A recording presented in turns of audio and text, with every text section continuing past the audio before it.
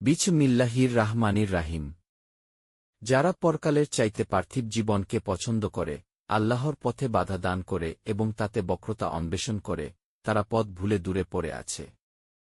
আমি সব পয়গম্বরকেই তাদের স্বজাতির ভাষাভাষী করেই প্রেরণ করেছি, যাতে তাদেরকে পরিষ্কার বোঝাতে পারে।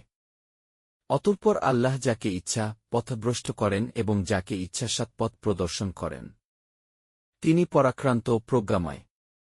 Those who love the life of this world more than the hereafter, who hinder men from the path of Allah and seek therein something crooked, they are astray by a long distance. We sent not an apostle except to teach, in the language of his own people, in order to make things clear to them.